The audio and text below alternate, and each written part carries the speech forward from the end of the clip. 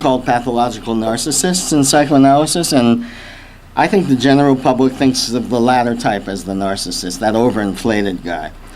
So why am I putting out yet another category to make things more difficult? Because in my view, what's pathological about narcissism is not simply that it's a character pathology that resides in an individual, or that it's even a neurological pathology, something that makes a certain person obnoxious and self-centered and so on. What's pathological about narcissism is how certain people traumatically subjugate others, their spouses, children, siblings, or followers. By subjugating the other, dominating and controlling and exploiting the other, the narcissist inflates and verifies his delusional grandiosity and omnipotence. To elevate oneself by subjugating another is objectification. It's using the other as one's object to possess, suppressing the subjectivity of the other, exploiting the other. The narcissist establishes and polices the hegemony of his own subjectivity, such that those who wish to stay with him must relinquish their own subjectivity and strive to become the object the narcissist commands and controls. So I'm going to try to distinctly describe this narcissist and how he has become this person and how he behaves relationally. And I'm not speaking only of cult leaders. I'm going to speak developmentally of how traumatizing narcissism is instilled from generation to generation. And I also want to emphasize that the traumatizing narcissist is delusional. So far as he's concerned, or she, the motives are always pure. And when I speak here of what the traumatizing narcissist is doing, keep in mind that it's being done for the most part unconsciously. So I think you'll recognize many of the themes you've already heard from William and Ann this morning as I go through this. The first point, intergenerational trauma. The traumatizing narcissist has typically been exposed to cumulative relational trauma throughout the developmental years. They've grown up being raised by a traumatizing person. And this is often in the form of chronic shaming at the hands of parents and other significant caregivers who are themselves narcissistically disturbed. The traumatizing narcissist parent envies and resents the child's right to dependency and demands covertly or overtly that the child recognize the exclusive validity of the parent's needs and wishes, which means, of course, that the child is to be ashamed of her own needs and desires and view them as the parent does, as irrelevant or contemptible, greedy, selfish, weak, morally abhorrent. This parent, who is already a traumatizing narcissist, assumes the posture of viewing dependency in others as contemptible, delusionally imagining himself to have transcended dependency. The traumatized child who has been successfully indoctrinated to view dependency as shamefully contemptible and who as an adult has renounced or really disavowed dependency, erecting rigid manic defenses against shame, that child has now been raised to be the traumatizing narcissist. Now, as such, he may or may not be on good terms with the parent, but he may even despise the parental narcissist and still be unconsciously identified with the abuser, going on to perpetuate the legacy of the relational traumatizing of others for another generation. So that's how somebody might be born into a traumatizing narcissist family and become one themselves. That's not the only way that somebody can develop in that family. I'll talk about that as we go on. Next point is delusional infallibility and entitlement. The adult traumatizing narcissist is obsessed with maintaining a rigid sense of omnipotent superiority and perfection, of infallibility, self-sufficiency, and entitlement, to the extent that an intensely defended conviction of righteousness and justification is established.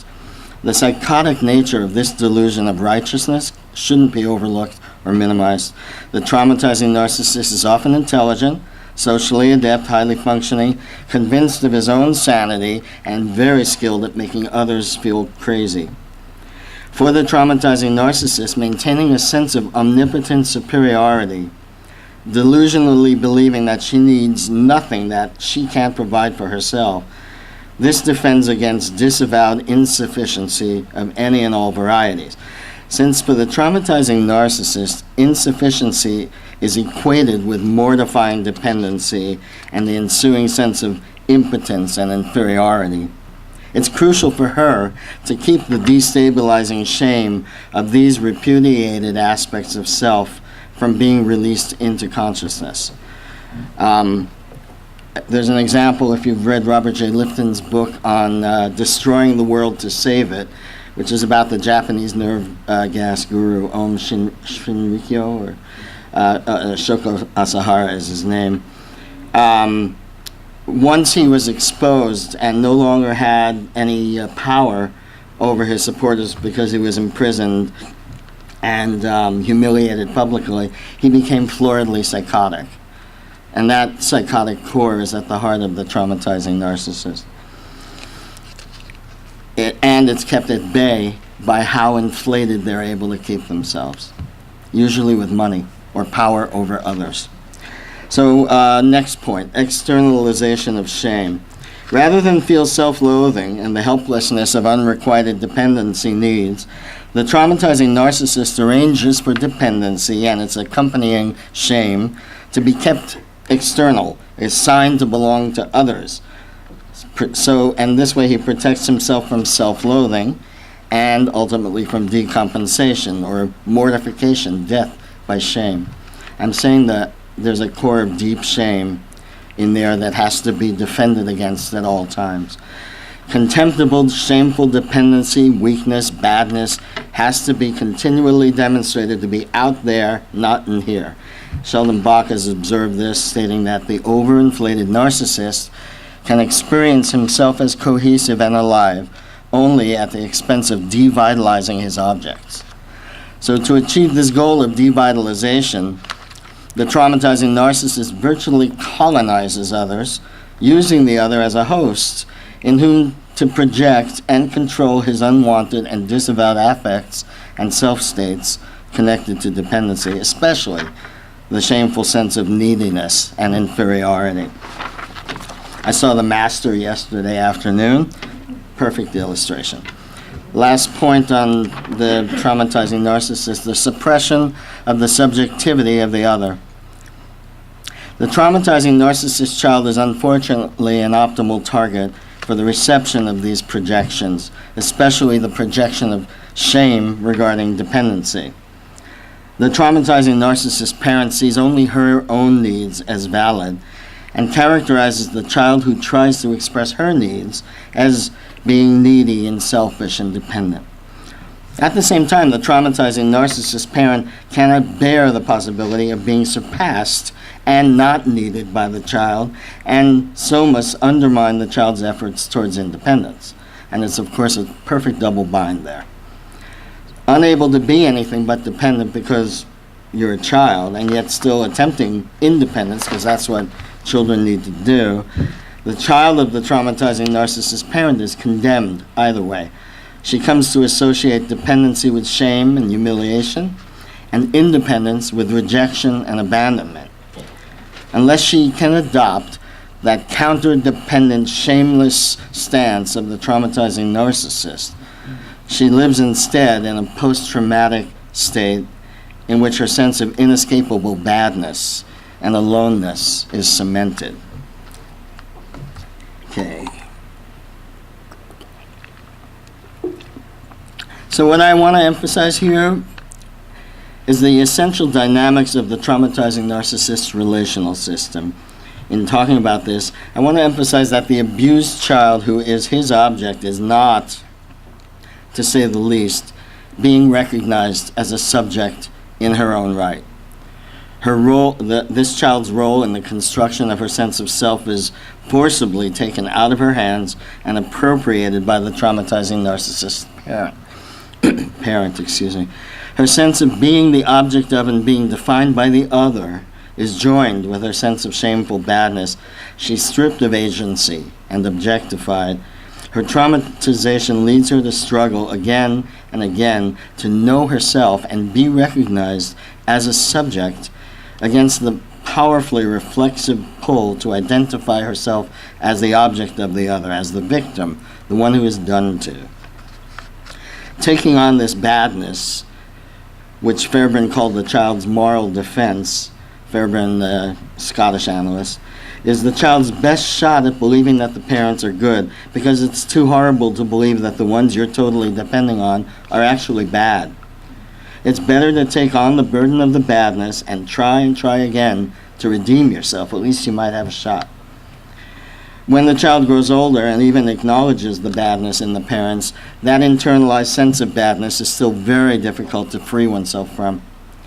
Unable to truly separate from the abusing parent, these people may spend a lifetime trying to persuade themselves that they're not the unlovable bad person they were made to feel they were.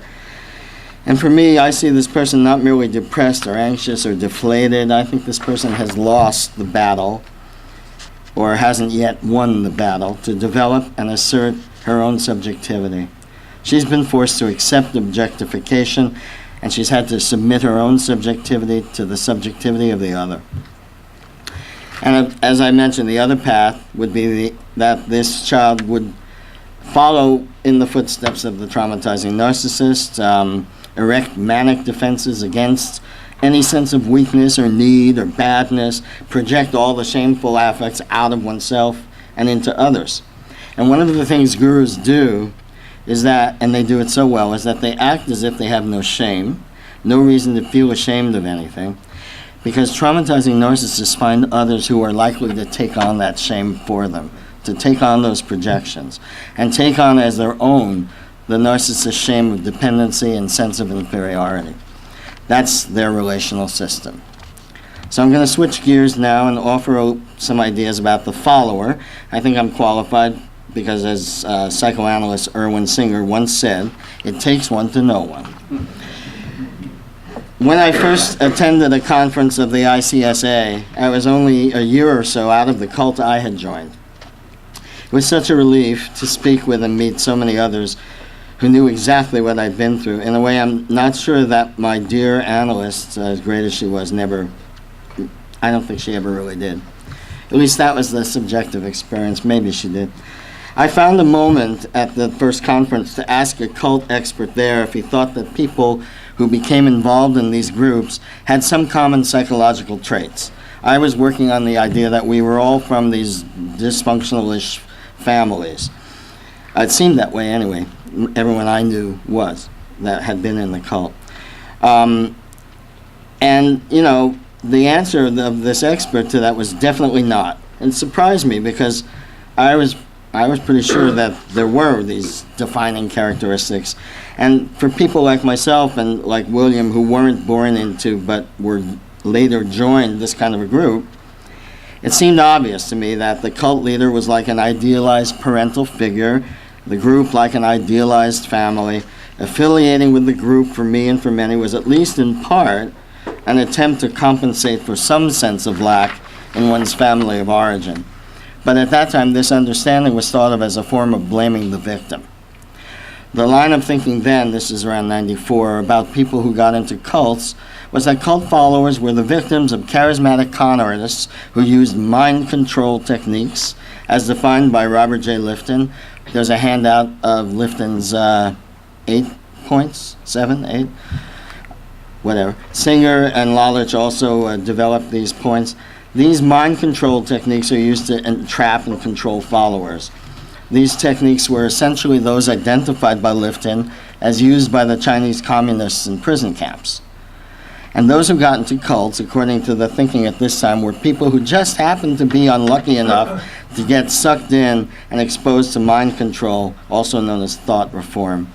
Now, I recognized every single one of Lifton's mind control techniques as the air we breathed in the cult that I was in. But I was still convinced that there's something more to it than just accidental exposure. I was also convinced that my ex-guru hadn't, read the thought reform techniques of the Chinese communists. I think these behaviors, so of course I was starting to think about these behaviors coming naturally to these kinds of people based on certain aspects of character that is shared. And I was sure there were some common threads amongst the followers as well. Now, I've never met a former cult member who didn't admit to entering the group willingly, fighting hard to maintain membership in the group, and upon leaving doing so with much confusion, fear, and grief. The cult leader is an attachment figure, and followers often invest all their hopes for deep recognition, perhaps deeper than what they had experienced in their own upbringing, in the leader. I'm going to skip this sentence or two. So while it's certainly the case that many people who join cults were raised in families where parents were narcissistic, there's also many people in cults for whom that wasn't the case. Another common thread I've observed is that many who have joined cults come from families where there'd been some kind of trauma that hadn't been acknowledged or worked through, like issues like the unexpected death of a family member that weren't mourned, or disability, mental illness of a sibling or parent, depression, alcoholism, so on. There's an infinite variety of problems of living which would lead most of us to grow up with unresolved developmental issues. And everybody doesn't join a cult, so what is the common denominator, or is there one? At this point, I think it's at least safe to say that most people join cults at a point of great vulnerability, and that most who join tend to be somewhat idealistic.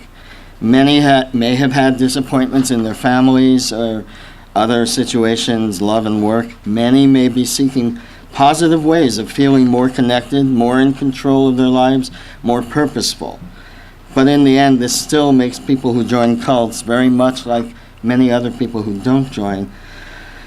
People don't seek to join a cult, they're recruited. And recruitment happens when you're especially vulnerable, when you are human, and you have unresolved problems, and when you're seeking a greater sense of purpose or meaning, and when you happen to encounter somebody who's recruiting. So let me get to the kinds of abuse in cults and elaborate a little bit of what you've already heard. Once the follower is successfully recruited or has become a convert, the seductive excitement of the honeymoon phase soon gives way to the sadomasochism of the traumatizing narcissist's relational system. So it can be quite astonishing when you don't know a lot about cults to learn that they're all alike. So alike, people always ask, is there a manual? Do they all have the manual of how to be in a cult? So here's the following, a few points on some of the most common dynamics. The followers' deficiencies are grouped under the umbrella of the ego, or a similar idea using different words, which is regarded as a harmful appendage or blockage of the true self, and which must be purified by the leader for the follower to reach her potential. Purification in the case of cults typically means being subjected to various forms of sadistic belittling and humiliation, including in some cases accepting beatings. Purity can also be judged by one's willingness to give over most or of any money one might have, or willingness to be subjected to sexual abuse. Leaders don't have to be grateful for anything they've given or for anything they take, because when taking, the leader is understood to actually be giving. George Orwell comes to mind, his concept of doublethink and newspeak, and his great vision of a cult, the book 1984. One's potential in a cult is defined in any way the leader chooses, but in one form or another, cult leaders are always demanding perfection in the form of devotion, loyalty, willingness to obey, and willingness and ability to recruit others. By demanding perfection, the leader makes it impossible for the follower to ever succeed at anything, including devotion, and therefore it's impossible for the follower to surpass the leader or to avoid the leader's abusive criticism. The follower's status can be raised temporarily if he demonstrates willingness to act possibly abusively and criminally, if need be, in accordance with the principle that whatever end is specified by the leader always justifies any means.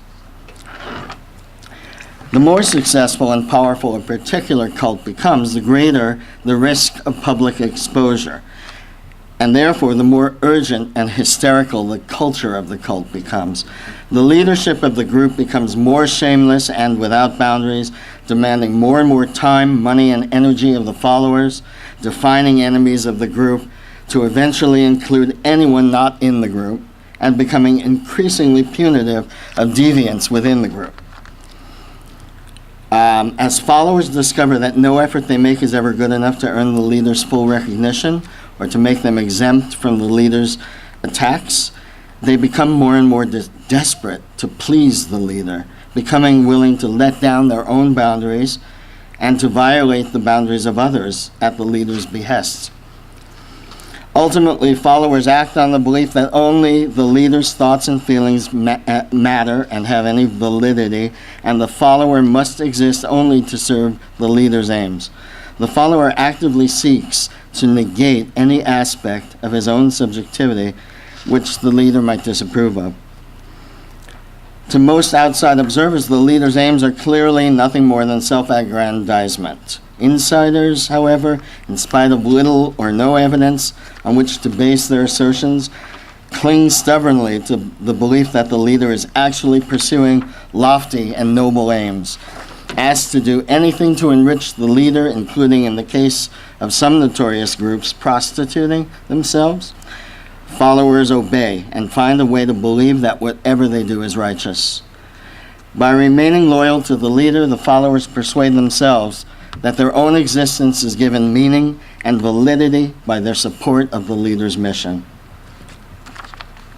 A cult then can readily be understood as a variant of the traumatizing narcissist's relational system, in which the leader presents herself as the living embodiment and ultimate master of the principles of her own ideology. Her mission and her ideology are formalized in ways that will vary from group to group.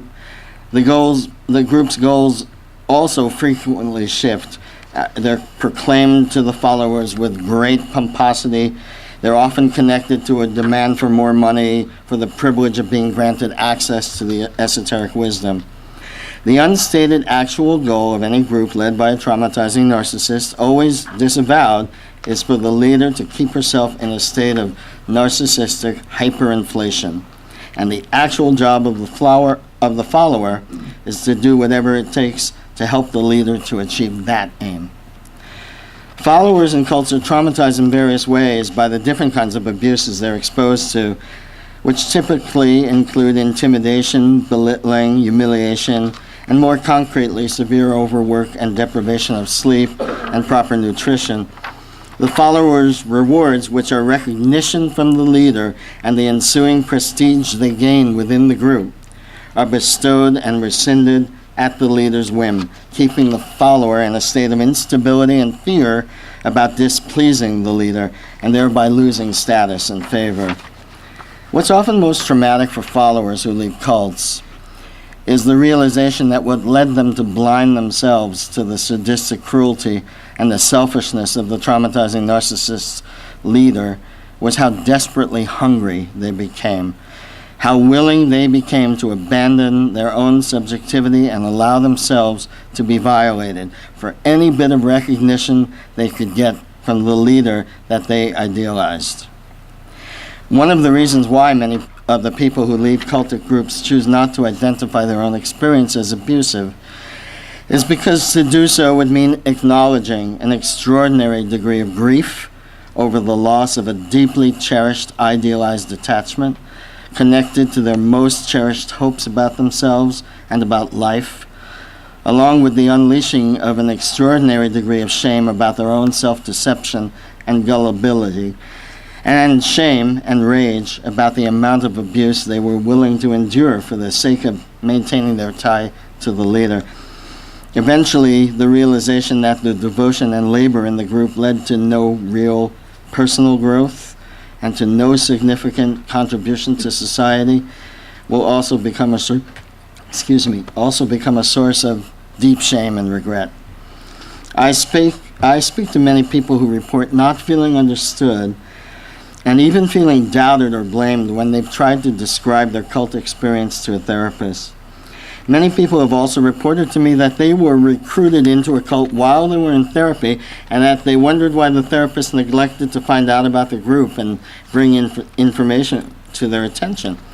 And perhaps most unfortunately, many people have been recruited into cultic groups by their therapists. Therapists may have signs of a particular group to which they are affiliated, such as photos of the leader, altars, books, recordings, incense, other paraphernalia on display in the office. My colleagues at the International Cultic Studies Association and I are aware of a tremendous amount of abuse in cultic groups worldwide that never makes the headlines and which goes unnoticed even in the mental health community, in the same way that the sexual abuse of children or rape or the battering of women by violent partners also once went unnoticed. In fact, the experience of being abused in a cult is very often described by ex-members as akin to what it must be like to experience incest, rape, or battering. While the betrayal and violation that occurs in cults can be compared to some aspects of these abuses, what truly corresponds is the lack of empathetic witnessing many ex-cultists experience with friends, family, and therapists as they make their way through post-cult recovery. Eric Fromm, an original founder of the Interpersonal School and the White Institute here in New York, is an important influence in my thinking on narcissism.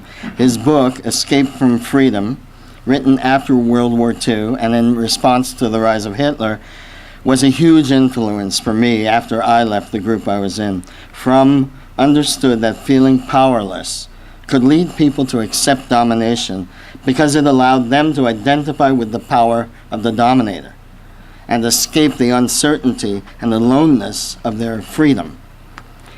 In elaborating a theory of the traumatizing narcissist's relational system in which relatedness and mutual recognition is suppressed and hegemonic dominating subjectivity is established, one of my aims is to build on Fromm's understanding of the importance of issues of freedom and authoritarian oppression in psychoanalytic work, and the importance of the capacity for mutual recognition in relationships, about which Fromm also wrote in his own language in his most popular work, The Art of Loving. For Fromm, authoritarianism was an expression of group narcissism, which he deemed malignant. Love, for Fromm, was the opposite of narcissism, the only hope for a sane society. Throughout history, innumerable groups have proclaimed their superiority and therefore deemed themselves entitled to control and exploit others. From the time of biblical slavery to serfdom, the Crusades, the Inquisitions, American slavery, the Holocaust, apartheid, the list goes on. Because my own perspective focuses on the impact of being exposed to and traumatized by those who exercise this kind of domination, I've chosen to speak of this narcissism not as Fromm did, as malignant, which of course it is, but as traumatizing. Whether in the family, the workplace, religion, political party, nation, or coalition of nations, or any group of any size that some might identify as a cult, the traumatizing narcissist leader's program of seduction and exploitation results in a kind of rape of the personhood, the subjectivity of the other. Traumatizing narcissism seems to have been with us since the dawn of humanity, and it's the source, I think, of all the ways that humans have objectified, enslaved, and dehumanized other humans. It's the very essence of relational trauma. I'm going to hand the lectern over to Shelley Rosen now, whom Chris introduced earlier. Shelley's been working in the area of cults and trauma throughout her professional career, and she'll speak to us now on ways of understanding and working with survivors of cults.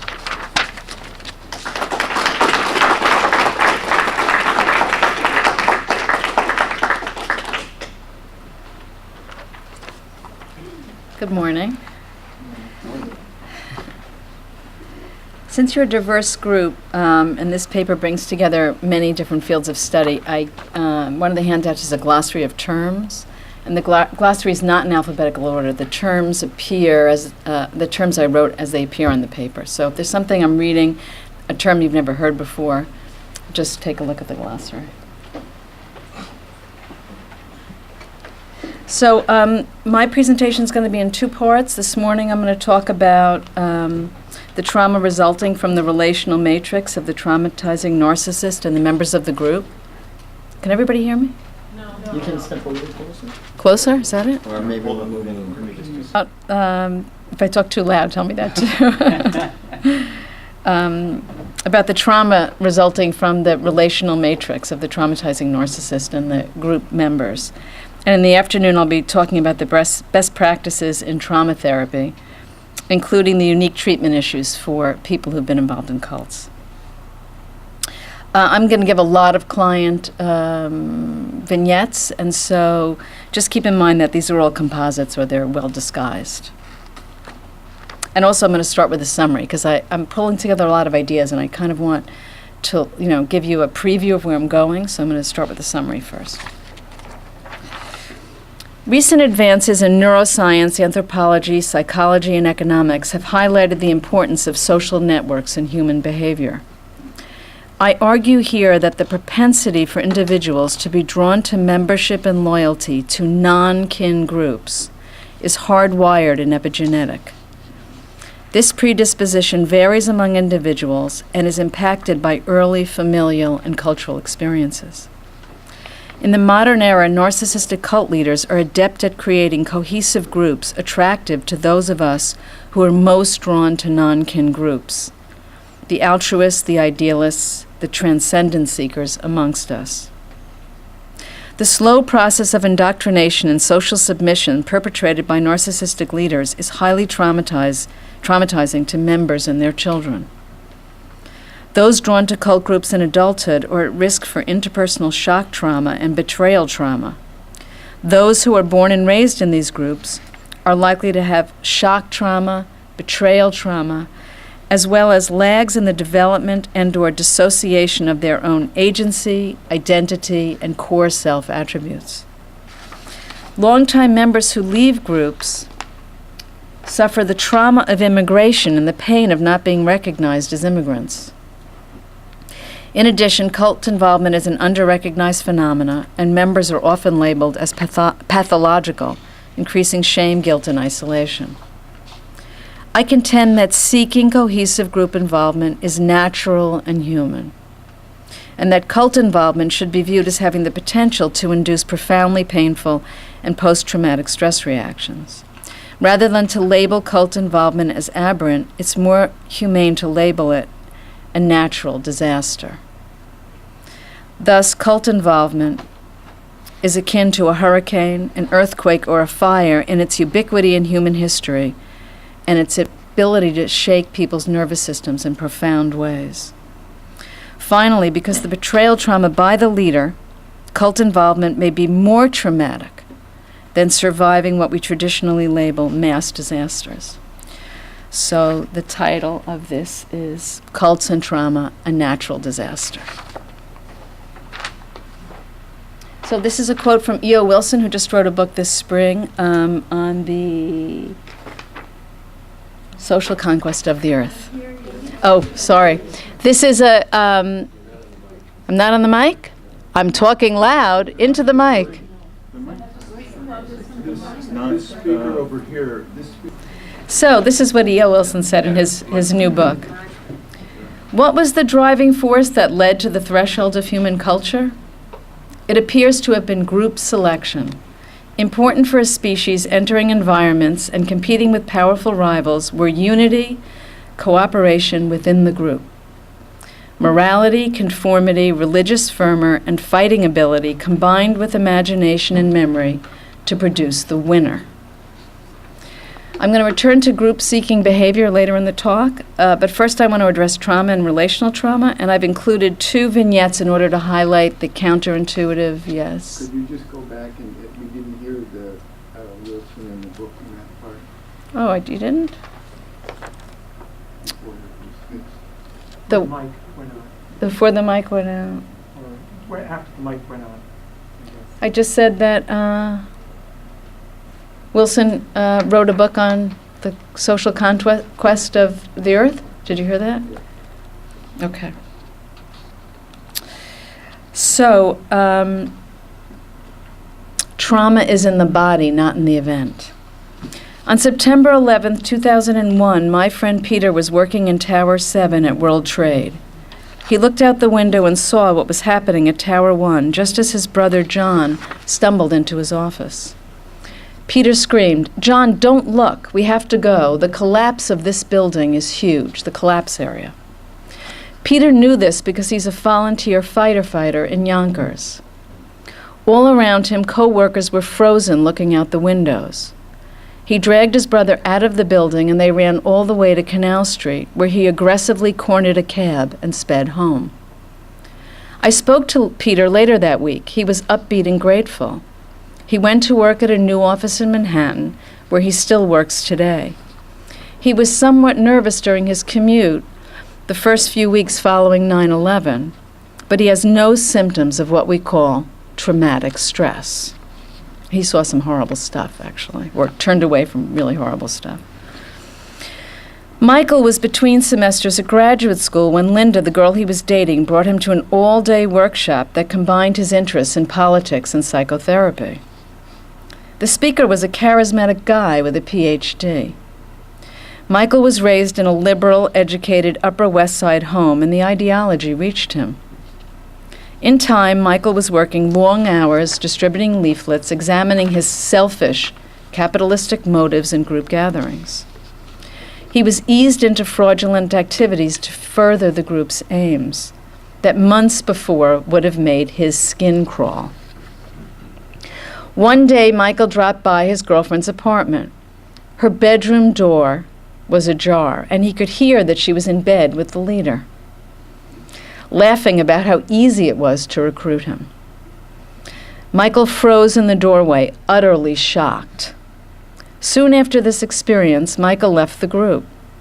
He had trouble sleeping for the next 5 years, and he has been alternately very angry in relationships or wary. He has auditory flashbacks of Linda's laughing that at first seemed to come out of nowhere. He is haunted by the times he deceived others in the ways that he was instructed. The few people he has told about his months in this group don't seem to grasp the gravity of what he went through. They also keep looking for why he got taken so easily. For many of us, trauma is thought of as a big event, earthquakes, 9/11. But Peter and Michael's stories underscore that trauma is in the body, not in the event.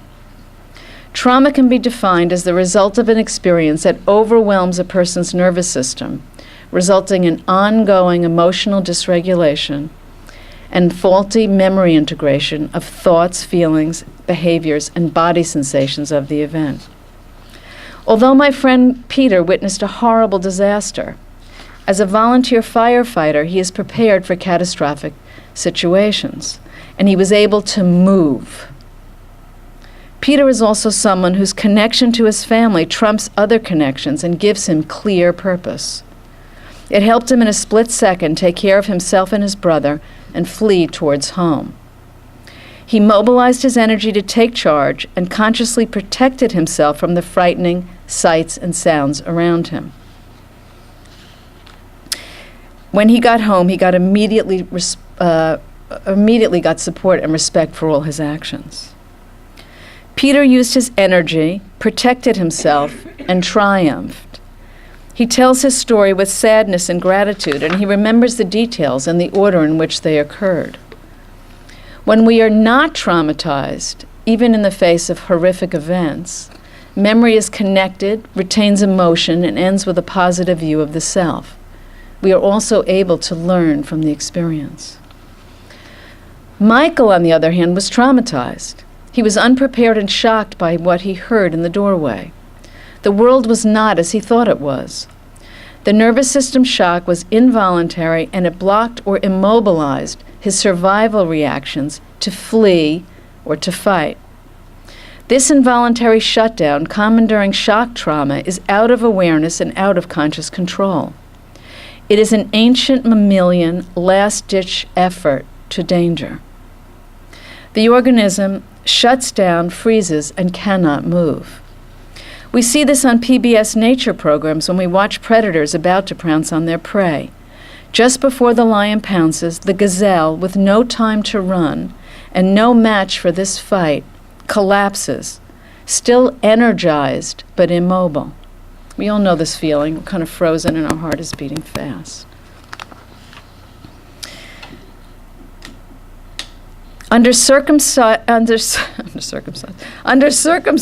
of frozen high energy. These are great slips today. Under these circumstances of frozen high energy, neurobiological systems become detached and unintegrated. It's as if the gas and the brake are on at the same time, and it's too much for the system to bear. In some ways, it's like a fuse that blows, too much disorganized energy to hold, and there's a resulting blankness, a felt absence or forgetting.